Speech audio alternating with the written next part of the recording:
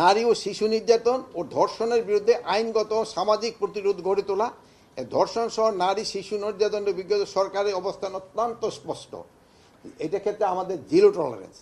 আইন শৃঙ্খলা রক্ষাকারী বাহিনীকে ধর্ষণ সহ সকল ধরনের নারী ও শিশু নির্যাতনের বিরুদ্ধে কঠোর অবস্থান নেওয়ার নির্দেশ দেওয়া হয়েছে। এ যাবৎ নারীর প্রতি যত সহিংসতা হয়েছে সেগুলির তালিকা করে দ্রুত তদন্ত সম্পন্নপূর্বক আদালতে প্রতিবেদন দাখিলের নির্দেশ দেওয়া হয়েছে। সম্প্রতি ঘটে যাওয়া ধর্ষণের ঘটনাগুলির সঙ্গে জড়িত অপরাধীদের দ্রুত বিচার নিশ্চিত করা এবং কঠোর শাস্তির আওতায় আনার সিদ্ধান্ত নেওয়া হয়েছে।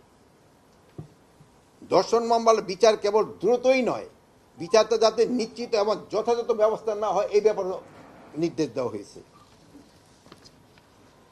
এবার তাছাড়া এই শোনেন যে ইসের সময় একটু মাদকের ইস্যু বেড়ে যায়, এই মাদকের বিরুদ্ধে যেন ব্যবস্থা নেওয়ার জন্য নির্দেশ দেওয়া হয়েছে।